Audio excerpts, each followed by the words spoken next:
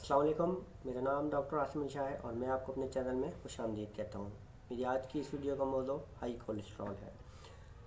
जब भी आप अपना एलडीएल टेस्ट करवाते हैं और आपका कोलेस्ट्रॉल 200 से ऊपर यानी कि 200 से 240 तक आता है तो ये इतनी परेशानी वाली बात तो नहीं होती।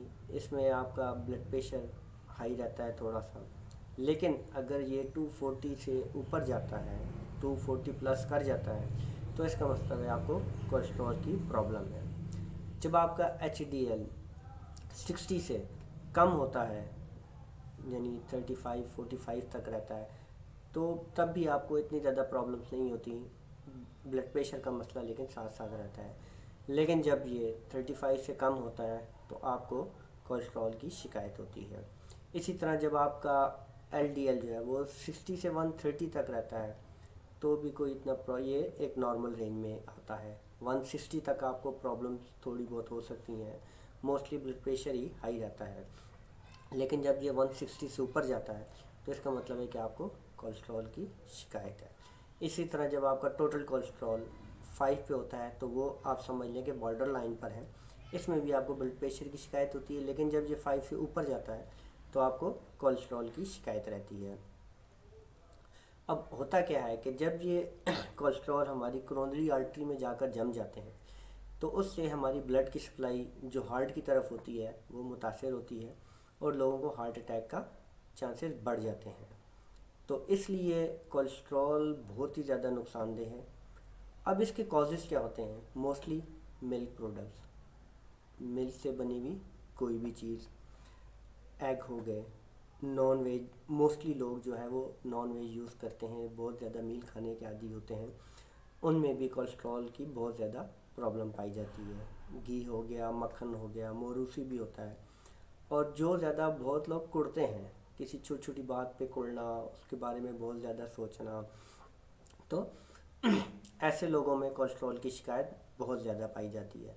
फिर जो लोग बहुत ज़्यादा अरसे तक एलो की मेडिसिन यूज़ करते रहते हैं, स्पेशली हाई ब्लड प्रेशर की, शुगर की, थायराइड वगैरह की। अब आते हैं हम इसके साइन एंड सिम्पटम्स की तरफ।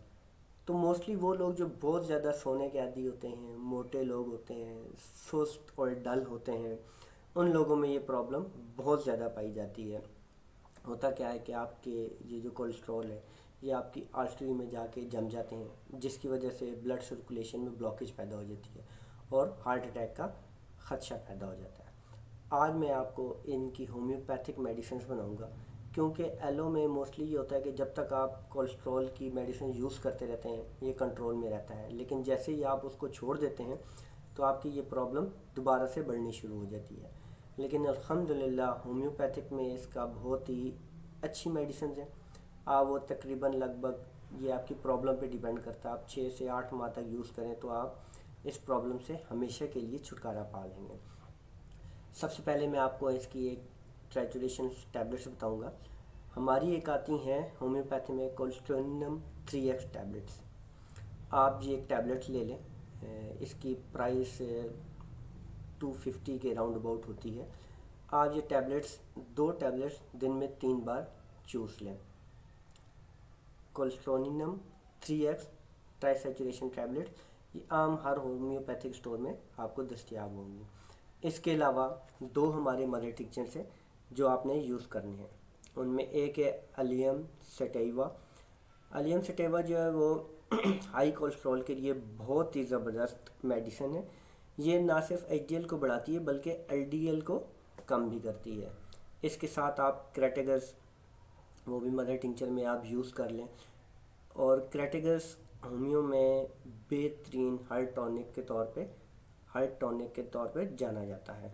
ये ना सिर्फ आपके कोलेस्ट्रॉल को कम करता है बल्कि ये आपके बीपी को भी कंट्रोल करता है, और क्योंकि हार्ट टॉनिक है इसलिए ये हार्ट अटैक्स के भी बचाता है।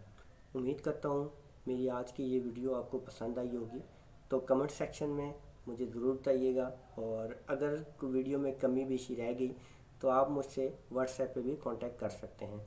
डिस्क्रिप्शन में मेरा व्हाट्सएप नंबर दिया गया है। जज़ाकल्लाह, दुआ में याद रखिएगा। अल्लाह हाफ़िज़।